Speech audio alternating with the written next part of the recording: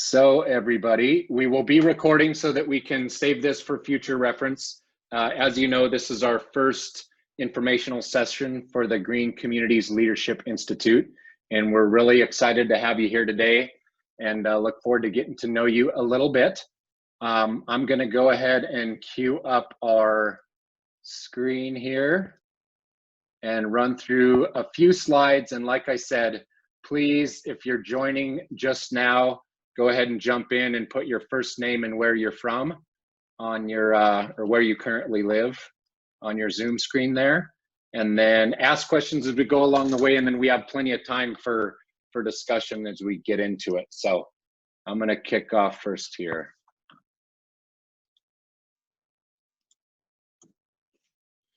Okay, so our big purpose for today is to, first of all, share with you a bit of our vision for this institute. It's a new institute. It's focused on growing the next generation of leaders throughout our country.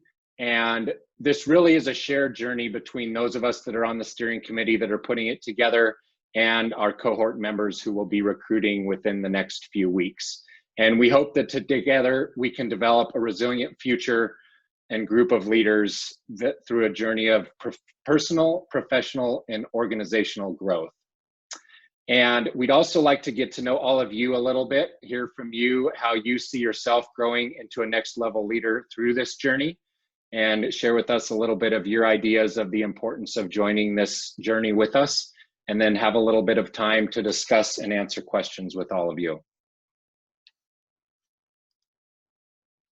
Our agenda, we did our how to Zoom. So if anybody has any questions, raise your hand, do a thumbs up, somehow get our attention, or pop into the Zoom chat there. We're gonna introduce our steering committee and our supporting organizations.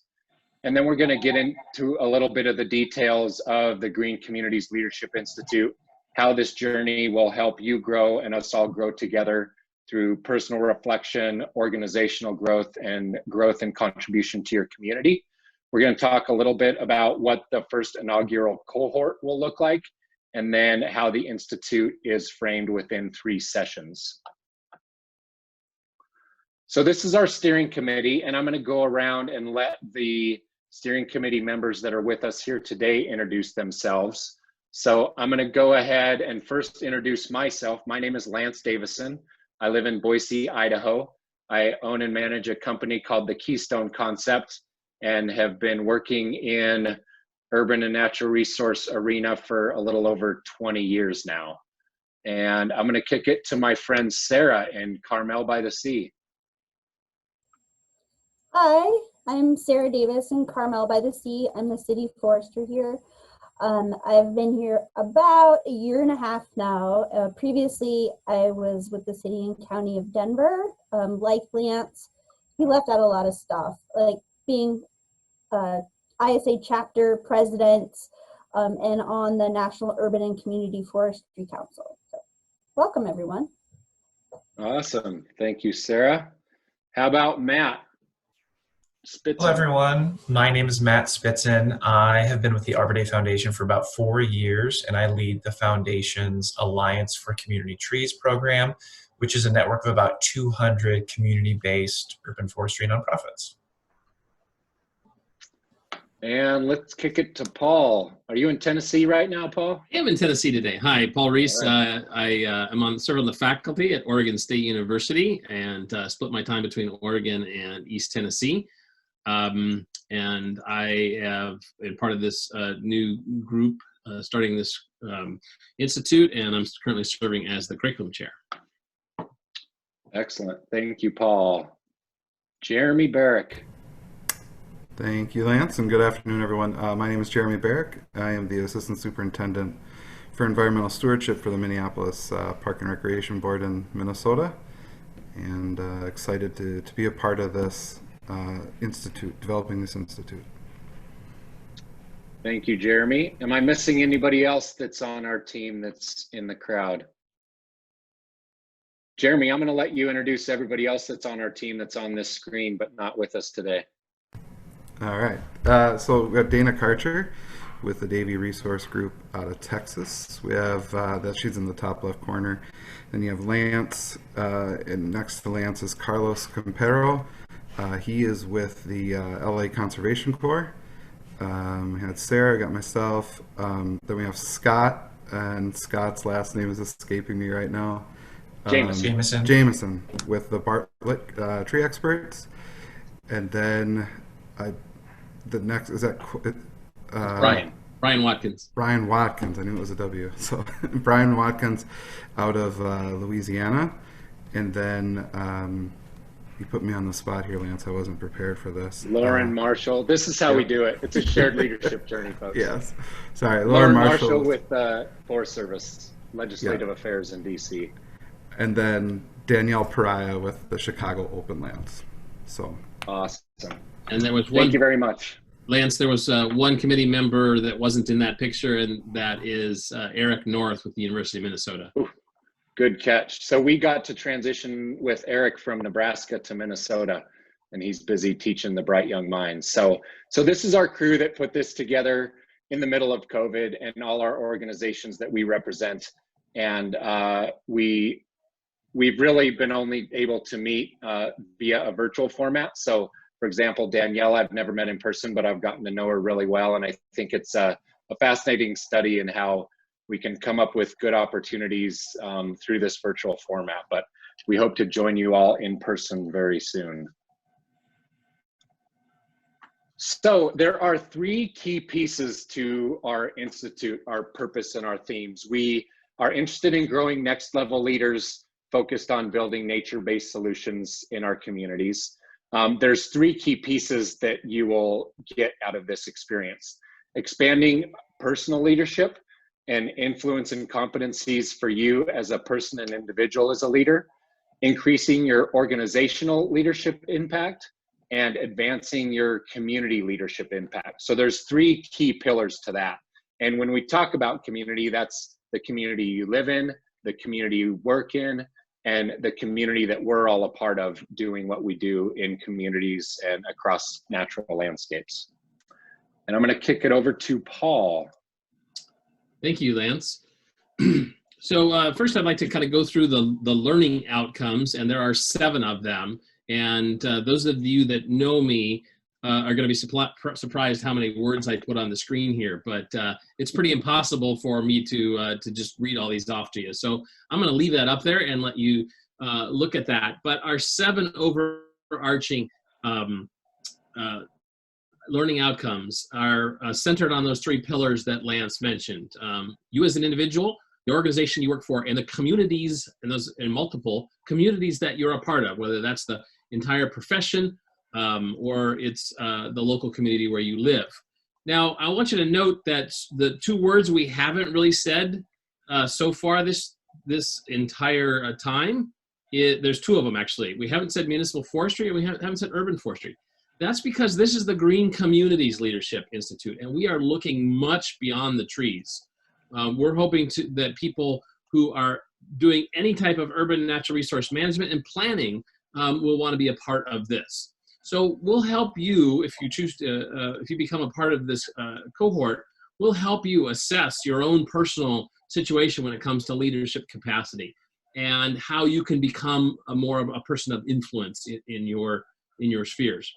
We'll help you synthesize ideas, practices, perspectives from other fields. It won't be a tree-forward class. We'll be talking about a wide variety of sociology, psychology, management, leadership, just really an entire realm of topics.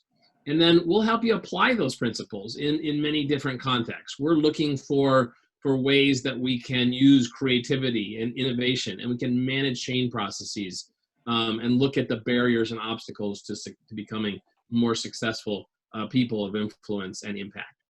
The other ones will integrate things like diversity, equity, inclusion, civic engagement, cultural competencies.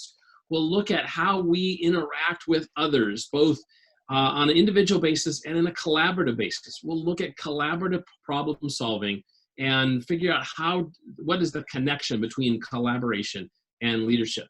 And then ultimately, we think that that will help you create and sustain a leadership network of peers and mentors And this is probably a good time to say that if you are a part of this cohort, you're going to expect to learn in 3 ways: from the instructors who are going to instruct the materials, from the materials itself that we make available, and from each other. The 12 of us that are organizing this particular event are not doing so because we see ourselves as leaders above all the rest. We're interested in your personal growth and your personal development, and you're going to contribute to that. Next slide. So we have 21 takeaways, and we've been struggling for another name for this. We haven't really come up with it yet. But we've got these 21 takeaways that through the Institute, you'll gain confidence in these different activities. And I will not read those 21 to you, but you'll understand that each one of these is prefaced by a verb: mastering, leveraging, leading, advancing, so forth. This is going to be an interactive session. It's going to be active. And the goal is that you will achieve a higher level of confidence and competency and insights and knowledge in these different areas. Things like emotional intelligence. How do you lead people and manage programs? How do you advance a vision so people buy into it? How do you deal with differences like cultural or generational differences? We'll be talking about personality styles. We'll be looking at a model called the Enneagram that helps us understand not only ourselves and others. We'll be looking at things like crucial conversations and conflict. How do we manage those in our leadership roles? Next slide. We'll be looking at the whole idea of mentorship and situational leaderships. We'll be discovering ethical issues in leadership. We'll be looking at diversity, equity, inclusion, and how those are not an end. They're a means to an end. They're a means to be successful. We'll be looking at how we foster and manage organizational change and develop high-performing teams. Then we'll cover the whole area of stakeholder and community engagement and look at how we build capacity to not only help lead other people, but to be integral parts of the communities that we are members of. Next slide. And the final 7 here are that we're looking at things like technology and coalition building. We'll look at our own personal skills for things like listening, reflection, and empathy. We'll talk about communications and how do we deal with communications in crisis times. We'll look at how do we make connections across different organizational cultural barriers, developing collaborative problem skills. And, you know, I think this one, last one, perhaps I saved the 21st one for last. How do we cultivate a continuous learning mindset that helps us mature as leaders and have greater impact, not for ourselves, but for the people that we work with, who we collaborate with? One of the really cool things about this Green Communities Leadership Institute, do you know who the chair of the Institute is? I'll wait for it. There isn't one. We're dealing with we're using a shared leadership model where every month a different one of the 12 of us takes the lead and is responsible for the materials that particular month. We're all learning from each other. And I've learned, just in this last year, I've learned a number of things from folks that I kind of only knew peripherally, as well as folks that I knew very well. Next slide. So that's the curriculum. And now I'm going to turn it over to, I think Jeremy is going to talk about the schedule. Yeah, thanks, Paul. And yeah, I'm here speaking kind of on behalf of the subcommittee or work group that was focused on logistics. And those folks were Dana Karcher, Sarah Davis, and Carlos Campero and myself. The Institute's really broken down into 3 sessions, starting with 2 virtual sessions. You can see there 4 weeks of online learning, January 17th through February 11th, 2 to 4 hours a week. Asynchronous content with live chat on Friday afternoons or Fridays of each week.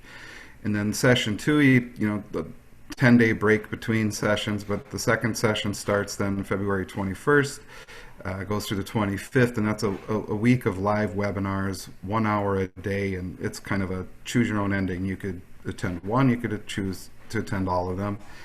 And then the third session is that leading to the next level, live and in person, with a 4-day intensive on-site in-person session, March 6th through 10th. If you go to the next slide, the first year, and we'll be looking to do this in Portland, Oregon, great part of the country. And so somewhere at a conference facility in Portland, right now the Institute cost is set at $1,800, includes most of your meals. However, the difference, lodging and airfare would be paid by attendee, and we're working out the details of that lodging, but it would be on each attendee to book those too. And with that, I'll turn it over to Matt for some more information on the cohort. All right. So earlier this year, we did have a presentation in front of the Sustainable Urban Forest Coalition annual meeting, but you're kind of witnessing us kicking this off to the public. And so we're starting with these 2 info sessions that you're witnessing right now, then another one we're holding on August 12th. We are getting ready to launch the application period to be right after the 4th of July holiday, so on July 6th, like you'll see on the slide here. And then we're giving you about 3 months to get that application together, and we're going to close that on September 30th. Our goal is to have the first cohort announced on November 1st. And like you just heard from Jeremy talk about the schedule for next year. So we're going to have that the virtual institute starting in January, and then planning to meet in person come March over in Portland, Oregon. Go ahead and go to the next slide. So this is really going to be an active group, and our goal is to have around, I believe, 34 individuals from around the green sector as part of this cohort. And it's going to be active, it's going to be hands-on, and the qualifications that we're asking are pretty limited. And through this application process, we're going to ask what your previous leadership training and experience is, and to kind of explain that in detail through that online form. And so the application process, like I said, we're giving you 3 months. It's going to be just through an online job form, and we're going to ask you to reflect in a few different areas of your life, and how you're working within your community, how you've been a leader there. And then we're also going to ask you to try to find a couple individuals to fill out a letter of support on your behalf. And so that is going to be its own online form as well. So once we send that out, the instructions will be pretty clear. And then we just also ask that those letters of support from your colleague will be turned in by the end of September as well. So next slide.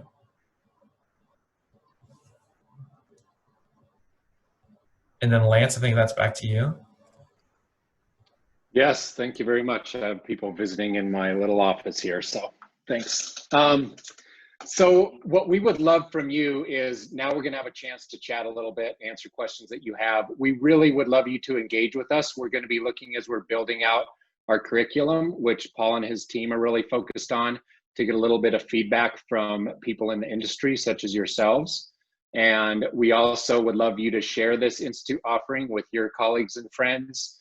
Think of not only the people that work within your department or division, but other people throughout your municipality, throughout your organization, throughout your community that might benefit from this opportunity.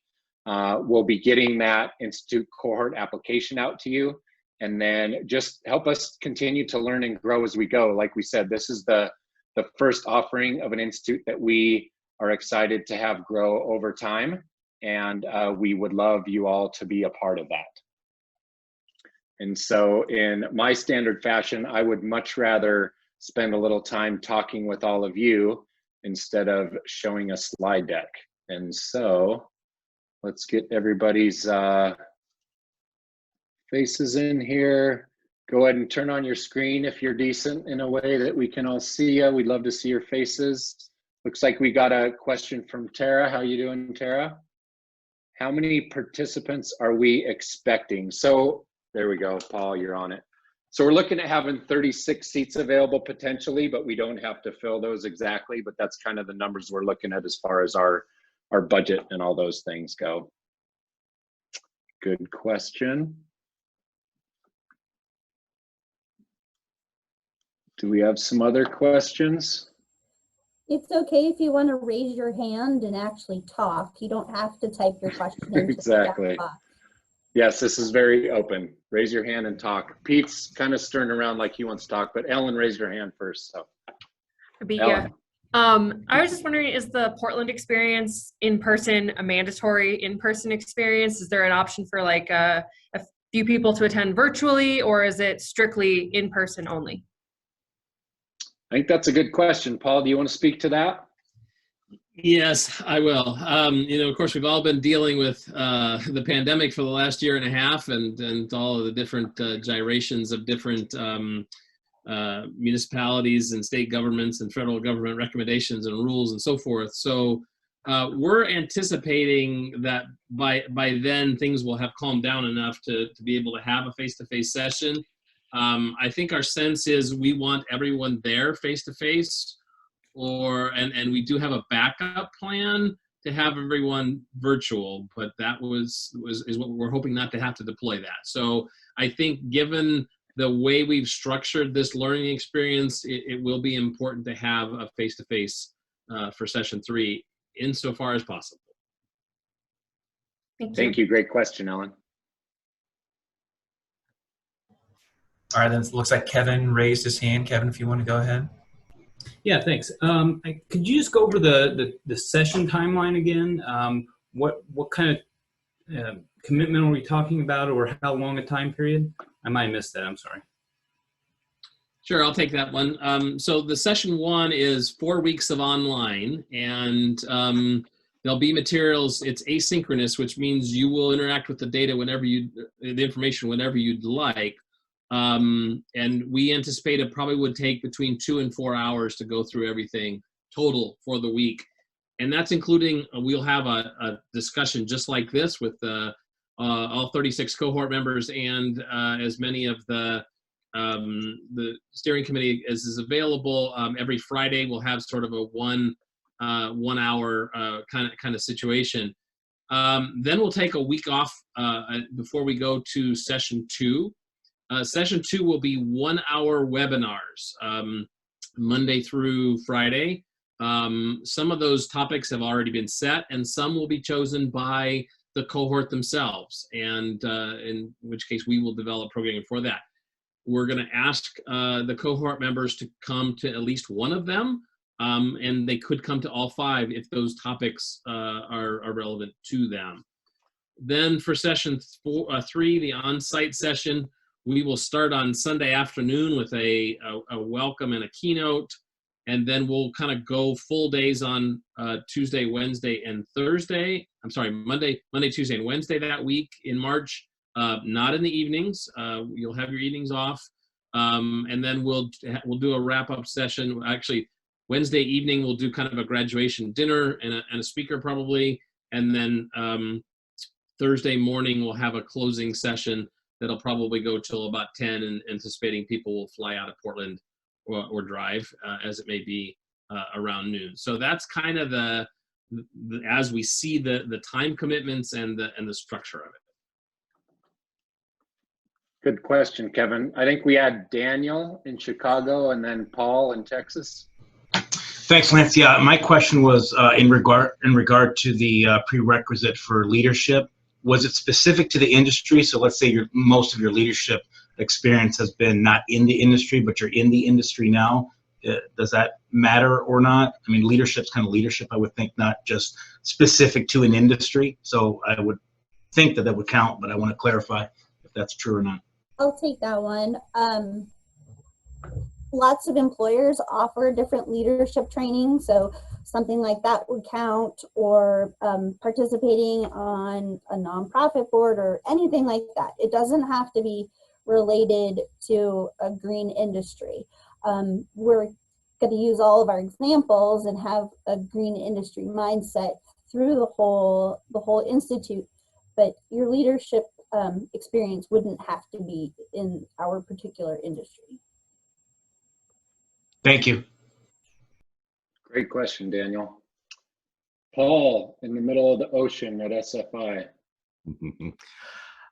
Just curious from the group, what is kind of your ideal client in terms of stage of their career? Are you looking for somebody with more leadership? Because you're asking for prerequisites of some leadership experience, but where upon the spectrum would you like to see at least most of the successful candidates come from?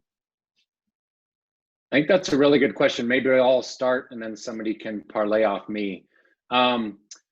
What we want is somebody that has a baseline level of leadership experience, has at least done a course or two, but also has experienced that in your work or in your community, but also is ready for some significant growth as well. I think we would love to have a cohort that is diversified in levels of leadership. Some people that maybe don't have as much long left in their career, but they are really excited to advance to the next level, to do some self-reflection and some building for being a more diverse and resilient leader.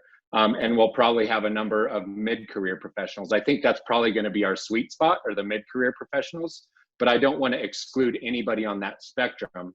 But we definitely want somebody to have some baseline level of experience and or a course in understanding leadership before they get here, because I think it might run them over a little bit if you've never really looked at what you do from some kind of a leadership perspective.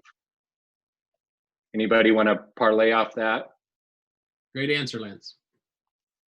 That answer your question, Paul? Excellent. And Ellen, looks like you just raised your hand. Go ahead.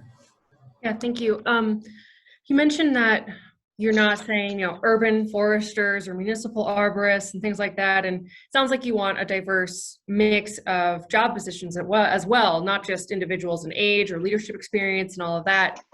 So how much of that are you taking into consideration with the applicants? If you get 100 applicants, you can only take 36, and you want a wide variety, like environmental planners all the way to nonprofit executives to municipal arborists. What are you looking for as far as the diversity of your cohort's experiences?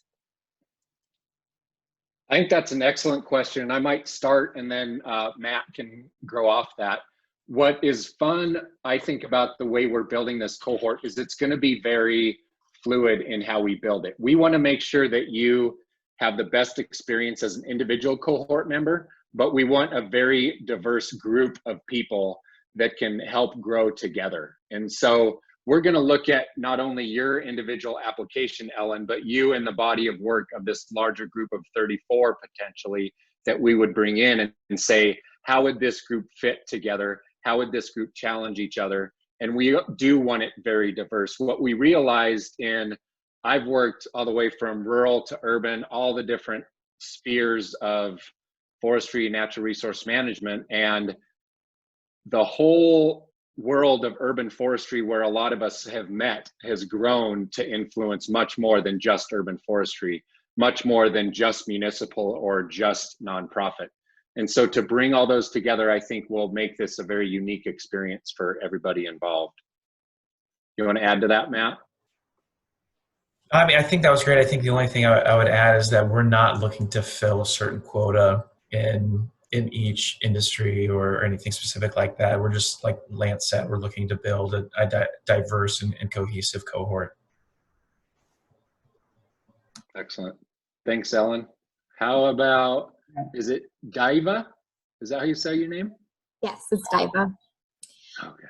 So seeing that this is the first cohort of the Institute, I'm just curious if you can share a little bit about what your expectations are for after the cohort ends, and in terms of continual engagement, alumni engagement, interaction with future cohorts. What's kind of the long-term goal for this project? Great question. Paul, why don't you take that? Yeah, I'll take that one, Lance. Thanks for your question. Excellent one. I think the answer to it is, and we've talked about this, is we want to build a community. We want to help you form a network of peers. We want to be your peers, and so we anticipate that the reason we're using the cohort model is that we hope the cohorts will build upon each other, and that as 5 years down the road, some of the teachers will be the people from cohort 1, and so forth. So we'll really want to leverage that. We do intend to have some cohort connection, whether those are events like at the Partners for Community Forestry Conference or some other event we do plan to build a sense of community amongst leaders who have been through this course, and hope that they in turn will give back to each other, and particularly in the area of peer mentoring and those sorts of things. Excellent. Thank you, Paul. We've got, really quickly, Sylvie asked a question in chat about how often are we planning to hold the Institute? Winter 2022 might not be a good fit for all. So we're focused really on year one right now. I think in general, we picked a date and time that we felt would work the best for most, but that can evolve and change. I think as we all learned last year, whatever our plans were pre-COVID, that evolved and changed. So we need to be resilient and adaptive. So we would love your input as we try to make year one the best experience possible and then look to year two. But we would, in general, we're looking at holding this probably every year, but it could be every other year. We haven't really defined those things yet, but great question. And I think, Vanessa, oh, go ahead, Paul. one to add to that would be that our intention is that third session would not always be in Portland, Oregon. It's in Oregon this year because Oregon State University is a main sponsor of this event. But we anticipate that third session, the face-to-face session in future years, will move around the continent. Good point. Thanks, Paul. I think we have Kent and then Daniel. Yes, it was mentioned in the intro about budgeting for flight to and from Portland, and then $1,800 institute costs. Just what do we need to be budgeting for, like for fees, expenses, etc., aside from the airfare? Like, what's tuition or whatever it would be called in this case? I can. Oh. Go ahead, Jimmy. Yeah, I guess the tuition would be, the 1,800, right? And that includes some meals, a dinner to lunch, kind of breakfast kind of thing. So what we're looking at in terms of, additional expenses to participate, the airfare, and then lodging, we are looking at facilities with the lodging on site. So there would be, there would be an identified location for lodging. It's not like you would be on your own, figure it out. It would be, this is where the sessions are, and this is where, like, we're partnered with a lodging. So, and then probably the balance of your meals that aren't covered. So we're still working through all of those specifics, obviously, and that's why we can give you, but we are confident enough that it will look like this with the partial meals and airfare and lodging independently. Sorry about the chainsaws running in the background. The 1,800 price point, that's just covering expenses.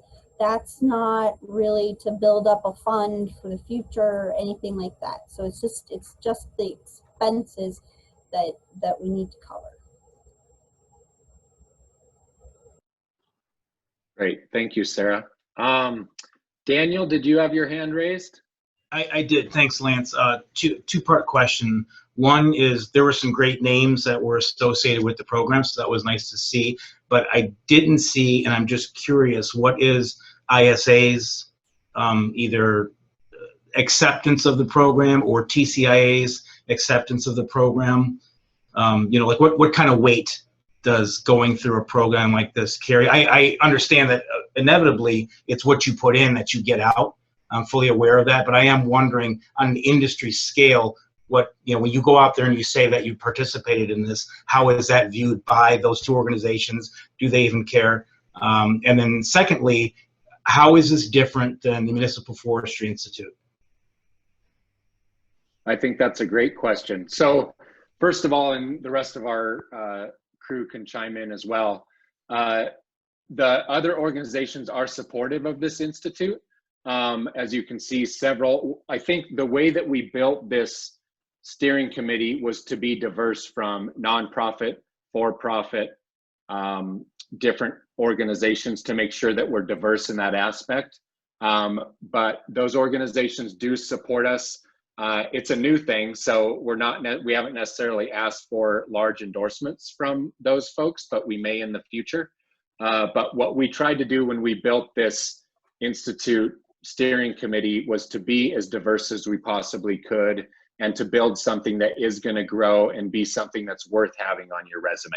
I think at this point, for those of us that have invested our time in our organizations that have allowed us to do so, that hopefully is enough to understand the buy-in from our, what's the word I'm looking for? From our industry, but we haven't received formal endorsements from all the partners by any stretch. The other is, as far as Municipal Forestry Institute, a lot of us have been members of the Municipal Forestry Institute, have graduated from the Municipal Forestry Institute. It's an amazing institute, and it has done great things for the future of urban forestry. We are not trying to replace nor change anything about what the Municipal Forestry Institute does. I think MFI graduates are well positioned to take advantage of this next level leadership opportunity. So we fully support MFI and MFI to continue growing as they are. And we hope that more and more MFI graduates will pursue this opportunity to advance to the next level as they proceed down in their career. Good question, Daniel. And certainly MFI is one of the things you could use as a prerequisite to say that's a leadership training that I've taken, in your application for this particular cohort. That answer your question, Daniel?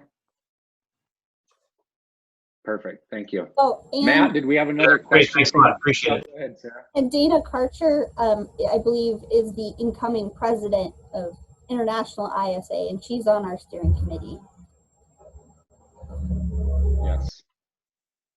Matt, did we have a question from the audience you just sent me? Yes, so someone asked, do the cohorts have to attend or get on their city's urban planning meetings? You can answer that, Matt. I would say no. We don't have anything that specific set in place. I think we would have some goals on how to get more involved in your community throughout the year, and especially after you're done with the session. But Lance, do you have anything else to add to that?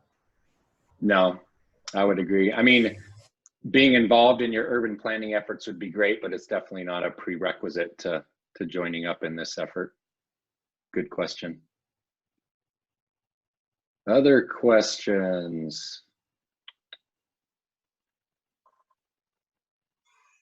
I'm going to call on Meredith because it looks like she's in a beautiful place in Missouri or on vacation. What's your question, Meredith Perkins?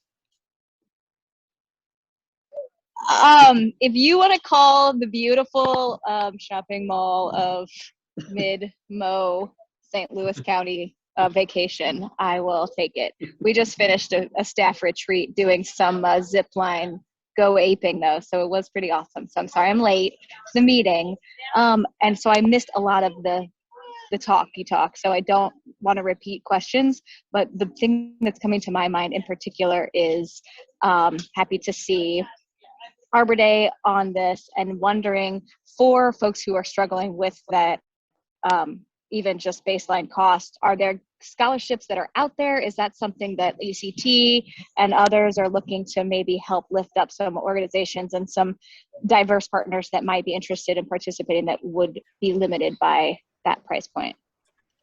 Good question, Meredith.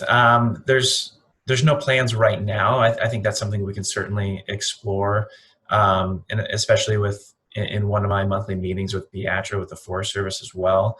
I don't know if we've ever done anything with a program like MFI in the past, but that's not to say we can't or we won't, but I'll certainly take a look at that. And those are the kinds of questions I think we'd love to hear from you all. One thing that we've really focused on is the budget that we've built is going to be sure to cover our expenses, but we are going to be looking at some, hopefully, funding partners as this grows. In order for something like this to grow successfully, it's going to need a kitty of funding beyond just covering the costs every year.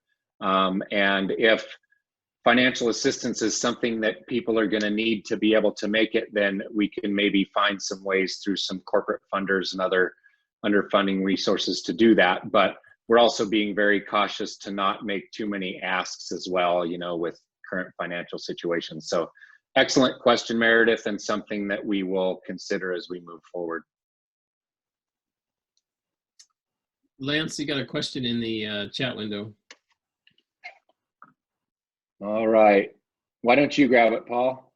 Any thoughts on expanding the virtual participation with a limited full cohort that gets to participate in the third in-person session? We haven't discussed that yet, Paul. You know, we do want, you know, we spent a lot of time thinking about what the appropriate number was for this, and we thought about 48, we thought about 36 and so forth.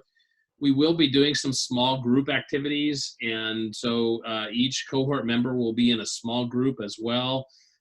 So we're still kind of working through that dynamic of what this all looks like. So I would have to say at this point, we're not anticipating, you know, broadening that third session out, but we do want, you know, people to be able to contribute to all 3 sessions or participate in all 3 sessions. And the best thing about ideas like this is you learn the most in the moments in between things a lot of times. So having, you know, a chat with someone in that 10-minute coffee break, or choosing somebody different to go to dinner with that you don't know, that's part of the process and the digestion, I would think. And I think that having the third session have that virtual component wouldn't be a benefit to those people that are back home on their computer screens. All right, to clarify, I'm talking about bigger group for the virtual and the selected group for the third. The idea being that you're putting a lot of investment into developing these virtual opportunities to learn. And there's so much need within green communities to have more leadership development opportunities that you could do a lower price point. Those people that either schedule-wise, et cetera, doesn't fit with what they're doing or aren't able to travel within this time frame. And so almost a cohort light for the first, and then that helps build even more of a group that could then be in cohorts 2, 3, and 4. Yeah. Okay. Thanks, Paul. We'll take that back to our steering committee and chat about it in some additional detail. Thank you. Yeah, I appreciate that perspective, Paul. It's something that I hadn't thought about. Yeah, and that's what we love. This is going to grow and evolve over time. I don't know if we can handle a group of 200 in those first 2 sessions and then 30 at the end, but it's something for us to think about as we grow. Yeah. One thing. Oh, go ahead, Paul. Just, you know, I think one area where it might make sense to allow others beyond the first cohort in might be the webinar week, because there's some very some of the topics that we'll be covering there is, you know, we'll have a session during webinar week specifically related to women in green community leadership. We'll have another one specifically oriented to the role of nonprofits and working most effectively with nonprofit organizations, whether you're in a nonprofit as a staff or whether you're collaborating with one. We'll also have a session on, you know, how to maximize your efficiency when you're a one-person program of sorts. So we're kind of looking at those sorts of things for the live webinars, and you know, perhaps that's a time that we might be able to widen the audience out. Cool. Meredith, I'll go to you in a second. Beth, I like your idea of individuals that are interested in joining and getting financial assistance can also go search for their own funding resources to do that. I think you have a good point. There are a lot of funding resources out there that if people see the value of it, they can go search on their own. Meredith, thanks, Beth. So I was thinking about the idea of kind of the more people that might be benefiting from the program, and this being a leadership training opportunity. And do you anticipate that there would be kind of programmatic things that the participants in the program would then be able, sort of a train the trainer approach, where, you know, the leaders that were going through the program then would have a deliverable that they could administer nuggets of what they've learned to maybe a contingent of people on the ground in their own communities, minimizing the amount of people that would have to come through the whole thing, and maybe just like a short course that, you know, the participants could deliver might be a good way to, just as I'm thinking about who I would think might benefit, to kind of capture some of those folks that might not have the time. Yeah, that's very interesting. Great idea. Lance, there's Lindsay from Denver has a comment in the chat box. Love this preview session content. Do you have more syllabi content plan that you can share? The answer to your question is yes. It's now sitting at 40 pages, Lindsay. So, and it's still growing a little. This is what we're doing. We've had a curriculum team putting this together, working on this for the better part of a year. We're just sort of wrapping up the different outlines and learning outcomes, and you know, making sure that the scope and the sequence of the education materials is correct. Then we are recruiting a handful of folks who are either in academia or have had teaching roles in similar programs, and we're going to ask them to evaluate what we've done first, get feedback from them, and then we're going to have a little, what we're calling a test drive, where we're going to recruit probably 5 to 7 folks just like you all, and ask them to kind of test drive the curriculum with us. And that'll probably be a, you know, kind of a 2-hour Zoom, as you know, if we can not let people roll their eyes for too long with a Zoom like that. But it'll be sort of a test drive. So we'll have that all kind of done prior to the first cohort being named by November. All right, thanks for that answer, Paul. Great question, thanks. So we have about 9 more minutes of people's time. I'm putting a few things in the chat on ways to keep connected with us. We have an email address. We've got our website, which we'll continue to update, engage. If you follow any of us on social media, rather than creating our own social media outlet, we're doing it through our different companies and organizations. You're welcome to look on that website and call or reach out to any of us as individuals at any time.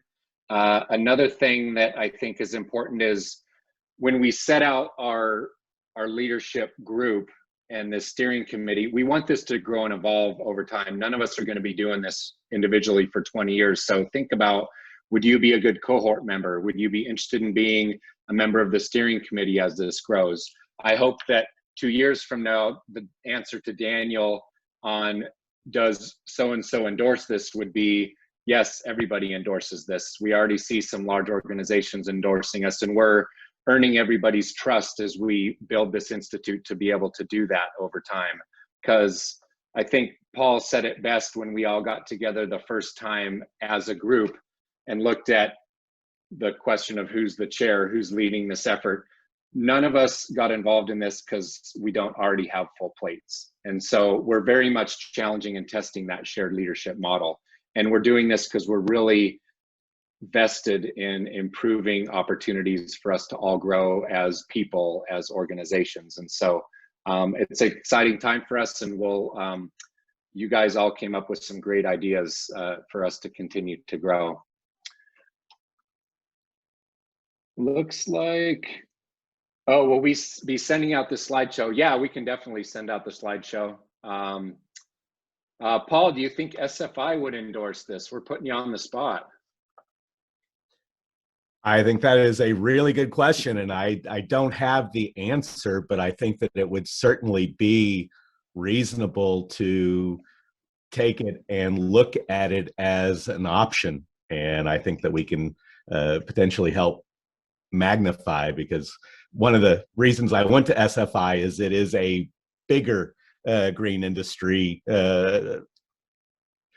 organization than urban and community forestry, and so I think there's a lot of overlap, and I'm very interested. Awesome, thanks, Paul.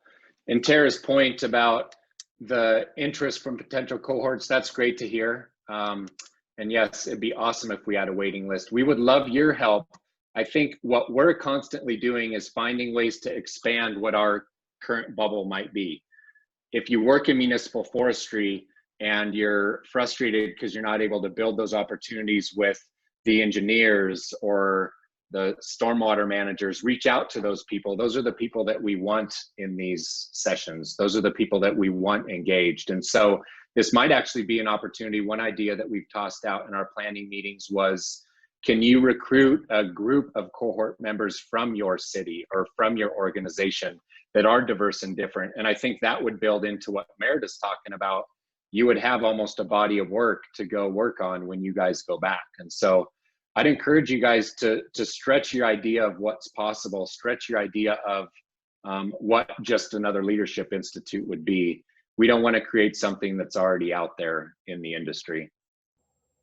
And Lance, that's a really great idea. Once we have the cohorts up and going, if your organization felt like it would benefit from this type of content, it might be that the instructors go to you in the future instead of participants coming somewhere else. So that would be an interesting idea to think about for the future. Yeah, I like it. And I will also add that while we think our target capacity number for this first year is 36, that doesn't mean it will always be 36. And this is new, you know, we've got some kinks to work out, and you know, we could have larger classes in the larger cohorts in the future, but this year we're kind of targeting 36. So have you all received emails from us, or I'm assuming, never mind. We have the list from Matt. We have all of your emails, so I'll follow up with the presentation to you. And do keep in touch with us. Check out our website, help us spread the word. We've got 4 more minutes. I like to be on time, so I'm not going to stretch you and make you last longer. But if you have some questions, Daniel, you're on. Are you going to automatically send out the slides, the presentation, or only if you ask for it? I didn't catch. Nope. I'll send it out right now. Okay, great. Thank you. Or not right now, in 2 minutes. Thanks.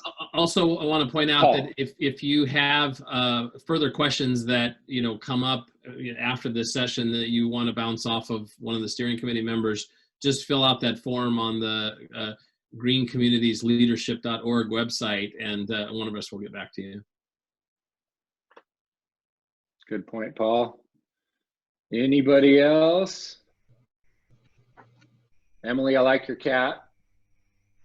I have another question. Yeah. I know this is Daniel. the first one that's going to happen, but have you guys thought like international, like doing this internationally, or do things like this already exist internationally? I don't know if That's they do actually or not.